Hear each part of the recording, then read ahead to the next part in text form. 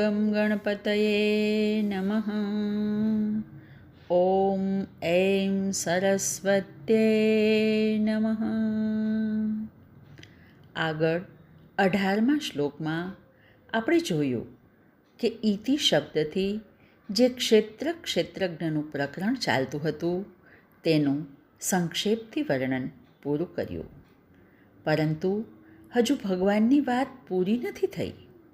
હવે વિસ્તારથી સમજાવતા આગળ કહે છે, પ્રકૃતિમ પુરુષમ ચૈવ વિદ્યયનાદિ ઉભાવપી વિકારાંશ્ચ ગુણાંશ્ચૈવ વિદ્ધિ પ્રકૃતિ સંભવાન.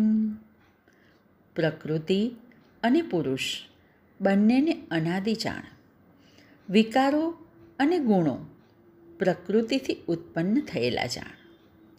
અહીં ભગવાન પ્રકૃતિ અને પુરુષ બંનેને અનાદિ કહે છે, કારણ કે પરમાત્માનો અંશ પુરુષ યાની જીવાત્મા અનાદિ છે. એવી જ રીતે આ પ્રકૃતિ પણ અનાદિ છે.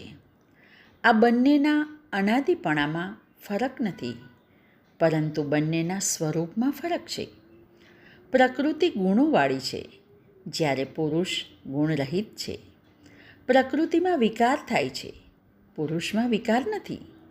પ્રકૃતિ જગતનું કારણ બને છે, પુરુષ કોઈનું કારણ નથી બનતો. પ્રકૃતિમાં કાર્યકારણ ભાવ હોય છે, પુરુષમાં કાર્યકારણ ભાવ હોતો નથી. વળી ઈચ્છા, દ્વેષ, સુખ, દુઃખ, સંઘાત, ચેતના અને ધૃતિ આ 7 વિકારો તથા સત્વ, રજ, તમ આ 3 ગુણોને પ્રકૃતિથી ઉત્પન્ન થયેલા છે. પુરુષમાં આ વિકારો કે ગુણ નથી.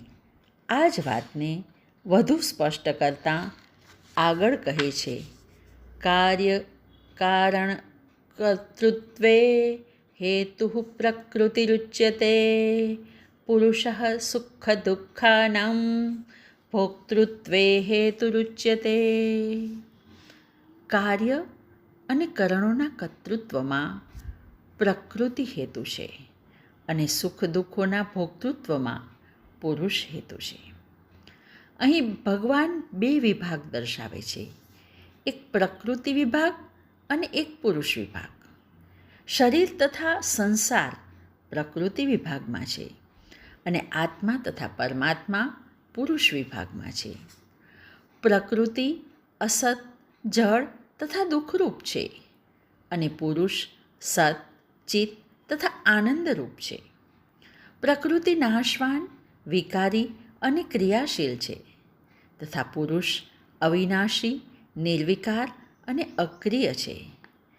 પરંતુ અહીં પુરુષ છે તે સુખ દુઃખનો ભોગતા છે એમ દર્શાવ્યું છે. તો કયો પુરુષ સુખ દુઃખનો ભોગતા બને છે? એ પ્રશ્ન આપણા મનમાં થાય તે સ્વાભાવિક છે. એનો ઉત્તર આપતાં ભગવાન આગળ કહે છે, પુરુષ પ્રકૃતિસ્થો હિ ભુક્તે પ્રકૃતિજાન ગુણાન કારણમ ગુણસંગસ્ય સદ્યોની જન્મસુ. પુરુષ પ્રકૃતિમાં સ્થિર થઈને પ્રકૃતિજન્ય ગુણોને ભોગવે છે, કારણ કે જીવાત્માને પ્રકૃતિના ગુણોનો સંગ થાય છે, જેના કારણે તે સદ અસદ યોનિઓમાં જન્મ ધારણ કરે છે.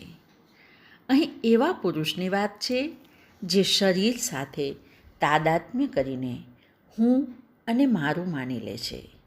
ત્યારે તે પ્રકૃતિમાં સ્થિત થાય છે અને આવો પ્રકૃતિસ્થ પુરુષ પ્રતિકૂળ પરિસ્થિતિમાં સુખ દુઃખનો ભોગતા બને છે અને સત યોનિમાં જન્મેલો સુખ અને અસત યોનિમાં જન્મેલો દુઃખ ભોગવે છે. પુરુષનું સત અસત યોનિમાં જન્મ લેવાનું કારણ પણ આ ગુણોનો સંગ છે. અને હવે બીજા પુરુષનું વર્ણન કરતાં ભગવાન આગળ કહે, ઉપદ્રષ્ટાનુમંતા ચ ભર્તા ભોક્તા મહેશ્વર પરમાત્મેતિ ચાપ્યુક્તો દેહેસ્મિન પુરુષ પર.